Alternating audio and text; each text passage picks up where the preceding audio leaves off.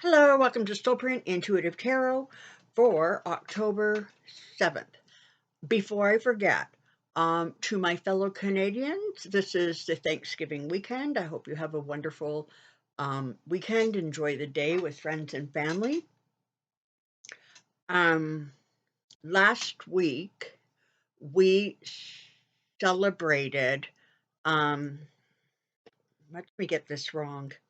It's a federal holiday called a day of um, I think it's reconciliation and understanding, where we honor and acknowledge and respect the hardships that were done to um, our Indigenous people, to our First Nations people. And so, and frankly, I like the fact that the two celebrations are close together, um,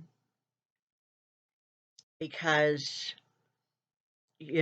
for white people, um, Thanksgiving is a time of celebration and sort of no notice is given to the first people of Canada who were really displaced. So there's that.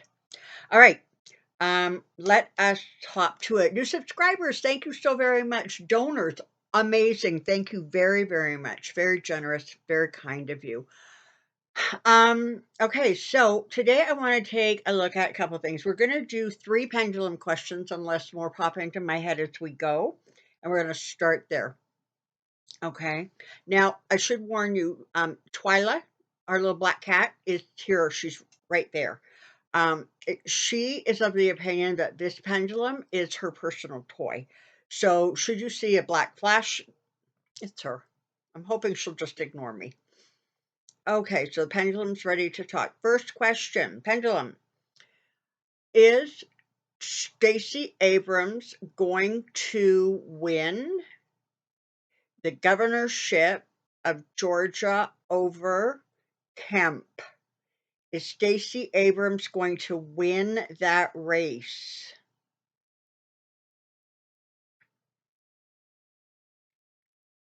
So incredibly disappointing. This is a really solid no. We still have time. We still have time. Tim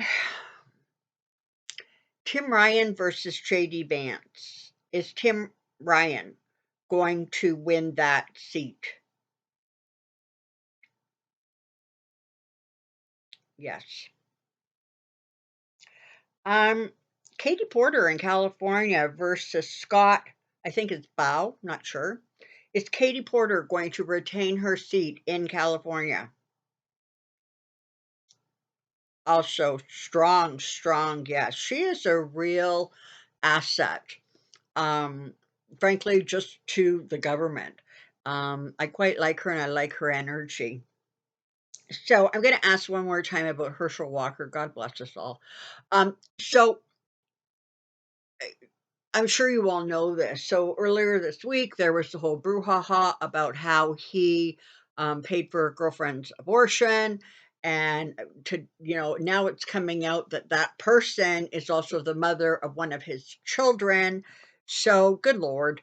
But what, you know, that is that, right? I mean, the hypocrisy knows no limit, so it's in a way not surprising. In fact, I'm kind of shocked that more people haven't come forward and say that these staunch Republicans haven't paid for their abortions. But that's just me. Maybe they're still hiding. But what was astounding was the Republican response, which was basically, we want control of the Senate. We don't care. They were even like, they were just that blatant. Um, no, softening it. No, well, people make mistakes or people evolve, the usual crap they say. No, this was just, we don't care because we want control of the Senate. Um, and so let's just check on a couple things. One, is Herschel Walker going to um, be elected to the Senate in Georgia. Is Herschel Walker going to win that race?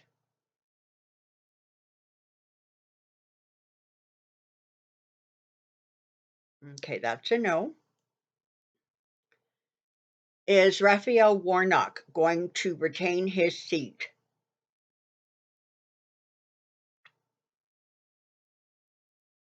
Yes, yes, yes, yes. Are the Democrats going to hold the majority in the U.S. Senate?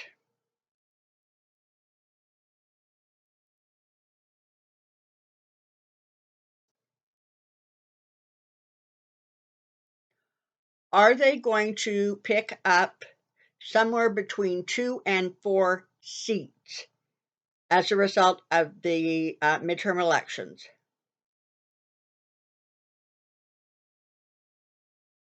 Okay, I'm going to ask that again. Um, are the Democrats going to increase their majority by 2 or 4 seats? Okay, so we've got strong yeses there. Alrighty. So the other big kind of thing that's going on, of course, is, the former guy.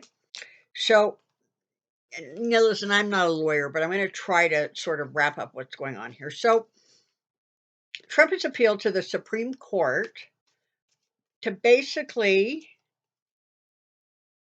ask the Supreme Court to just make everybody follow Eileen Cannon's rulings because, she is his little puppet. Now, these different appellate courts have, I'm not even sure she's appellate. Sorry, yeah, the one who oversees the appellate courts, okay, for that district is Clarence Thomas. So it was the appellate court that said that Eileen Cannon's rulings were ridiculous and they overrode them. And now Trump is saying, but Supreme Court, make that stop. I just want to listen to her because she always, she likes me more. So I want to just take a quick look. This is what I think is going to happen. Energetically, as I step into it, this is what I'm getting. I'm getting that Clarence Thomas is going to dig his heels in. He really should recuse just because of all of the connections with him and the election and his wife and yada yada. He should recuse from anything connected to Trump, but if he's not going to, he's going to dig his heels in. But it feels as if one of two things is going to happen. Either he's not going to make this decision on his own.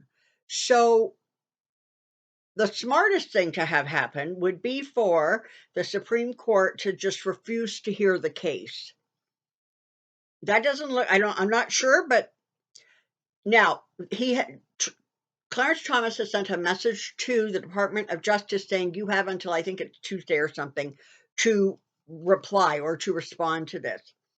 But this is interesting because the thing is, once that reply is sent or submitted,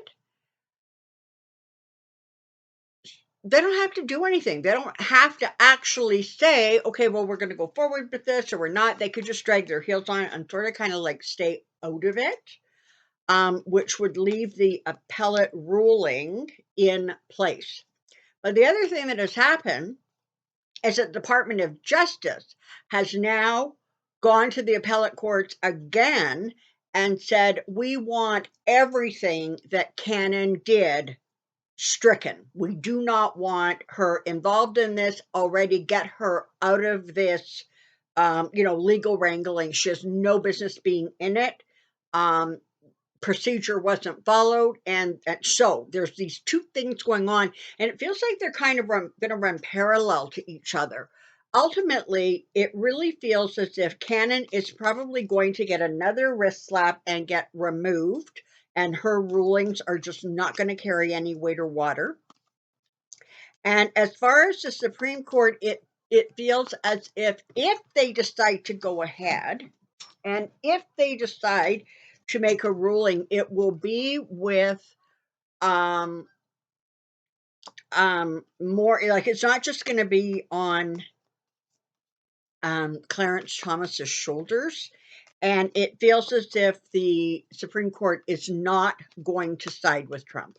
Okay, it's just not, because he is so blatantly just doing something that just should not be. There's absolutely no provisions in the National Archives rulings, act, laws, whatever they are, that says, yeah, a former president, one can claim ownership and two can retain. So I don't see that going well for him. But what you do see is the actions of a increasingly desperate person. I want to take, I know, I look at him all the time, but the crazier things get, the more compelled sort of I feel to keep my eye on him. You know that old expression, right? Keep your friends close and your enemies closer. It's kind of how I feel about this. It's like I really feel the need that to keep kind of keeping track of what's going on with him. So I think it was early this week or on the previous weekend, there was a rally somewhere. Um, and apparently, literally 15 minutes into it, people were walking out. And I don't mean one or two, it was like a stream of people leaving. So, again, we all know that Trump is a one trick pony. And I think people are just tired of listening to his rhetoric. I think Marjorie Taylor Greene opened for him and she was like yelling and screaming all kinds of crazy stuff.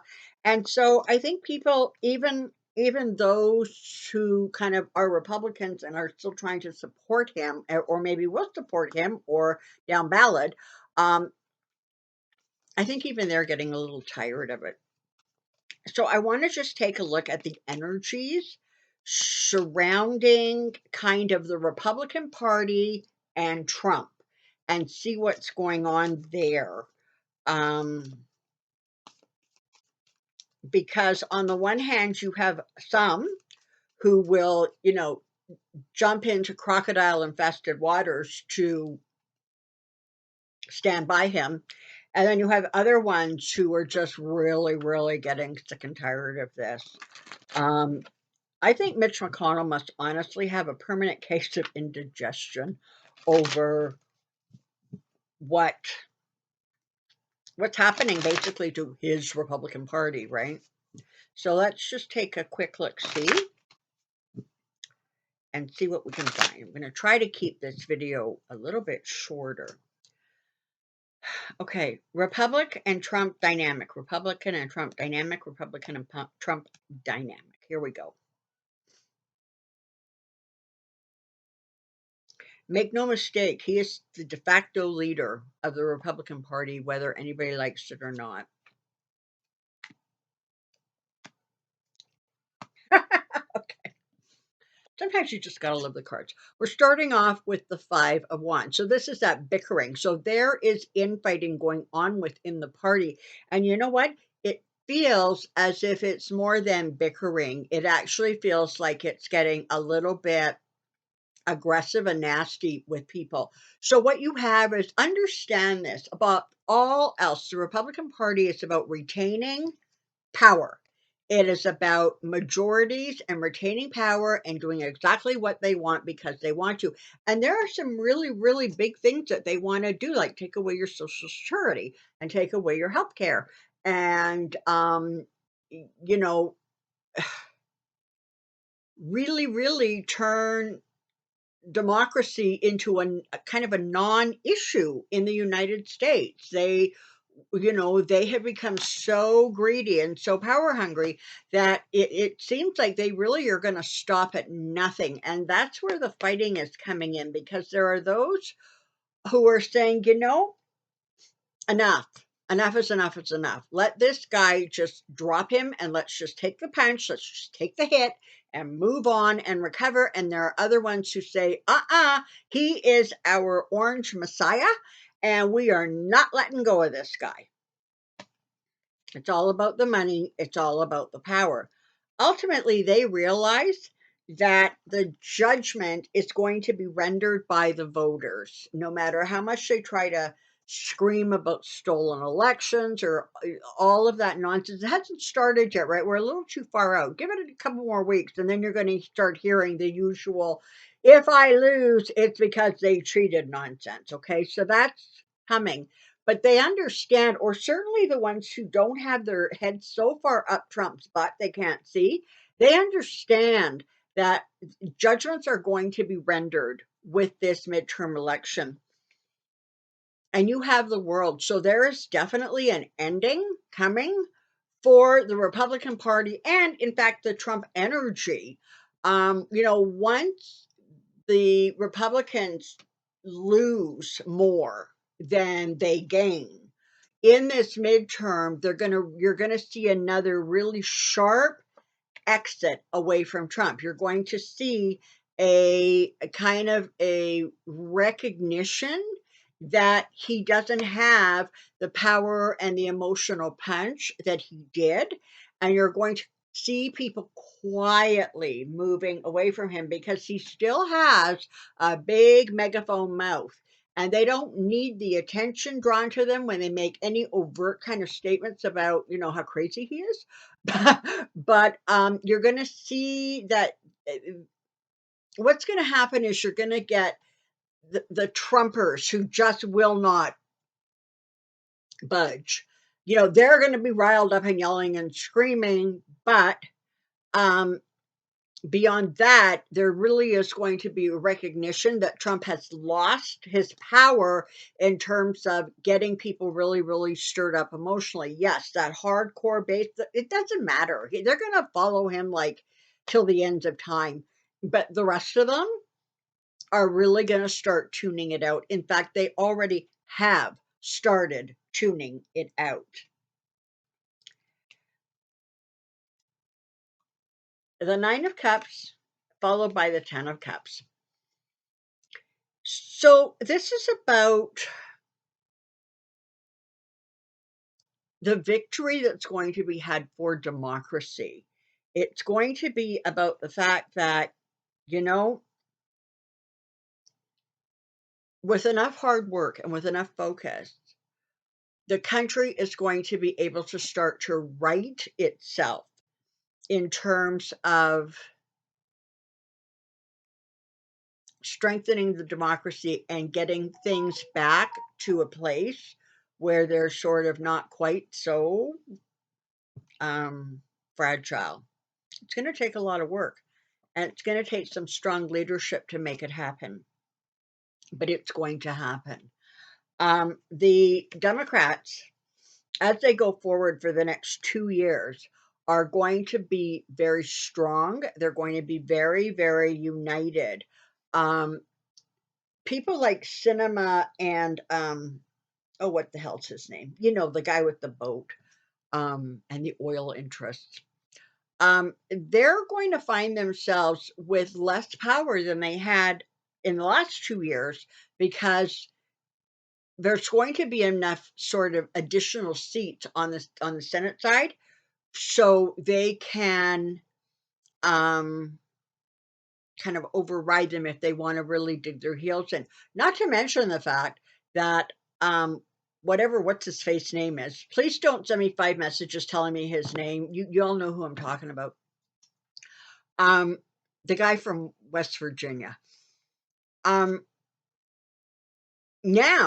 the Republicans have decided to go after him because he did something like in unison with the Democrat Party to which he belongs. Okay, so the Democrats are going to be stronger and a little bit more united, and they're going to have the bandwidth, the wherewithal to be able to celebrate that to a limited degree and continue to correct the things that need to be corrected.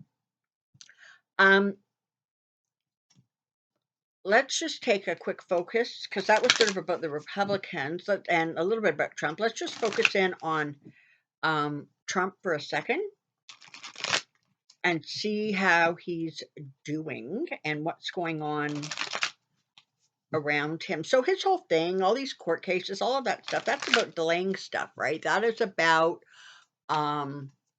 trying to avert um, disaster by just delaying stuff all over the place. Look what went flying out. The Tower and the Six of Cups. So all of his ability, all of his tricks, everything he's trying to do to get back to where he was, get back into the presidency, because he realizes that that really is the only place he has any power. Um, and frankly, he is so angry. It's not, in some ways, it's not even about power. It is about flat out revenge. Okay. He's looking to revenge anybody who stood in his way, who was insulted him, who said anything, etc., etc. But you can see the Tower is there saying, you know what, buddy? Your rantings and ravings never were on solid ground, but honestly, they really, really aren't on solid ground now. And so you're going to suffer a collapse, a significant collapse. All right, let's just check out Trump. How's Trump doing? How's Trump doing? How's Trump doing?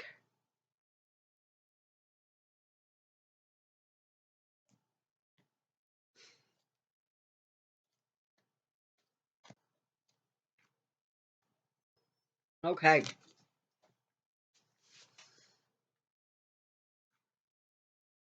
He keeps trying to, or he continues to try to stay in that place of subjective reality. He refuses to look at the truth. And it doesn't matter how hard it is for him to continue to stay in that little fantasy bubble. He is going to continue to push and push to do that. The problem is that his partnerships are not doing so well. And the harder he tries to hang on to that power, to, to the money raising part of it, it's not working. It's not cohesing for him very, very well. And the reality is justice is coming for him because, this is it. Listen, he's careening out of control. Um, Between now and the midterms, he is going to become even more erratic. He's going to start making even bigger threats that are not quite as veiled. If I think Mitch has a death wish, I mean, honest to God, this guy is spiraling. Um, and it's because he's finally waking up to the fact that the behavior that he actually was able to get away with all of his life is not going to hold. Okay, he's actually going to face um, judgment and punishment. And listen, for him, it's about the money. It's about retaining the name, the brand. It's about filling up his coffers because he doesn't have the kind of money that he likes people to think he has. And he's going to stay in a defensive posture, which always makes him dangerous. Listen, we're all sick of him. We're all tired of him. We really wish he would just quietly go away or loudly go away already. We don't just care. We just want him gone. But the reality is, as long as he continues to hold sway with Republicans, he has to be paid attention to, whether we like it or not, whether we're sick of it or not. Because he continues to control a lot of the power levers in the country. Now, it's going to be interesting what happens with this sedition court case that's going on. Energetically, I can tell you it is not going to go well at all. This may actually be the first time that prosecutors actually win successfully a sedition case because they just have the receipts, they have the goods, they have the recordings, the text messages, they have all of it. And so it very much feels as if that little fantasy is also coming to a close. And this is what happens. Some people are going to see the light and go, you know what, enough. This is going to wreck my life if I keep playing with these people. I'm going to back away. And the other are going to become even more hardcore, more rigid, more fanatical. They're probably going to go underground for a little bit of time, but make no mistake, they're not going to go away. And for those people who um, who are in that mindset, the reality is nothing is too much to ask of them. And so, that's a problem. That's a bit of a concern. Now, um, okay. Are For those of you who might have missed it, the second Shine Your Light video for the US elections was released 2 days ago on Wednesday.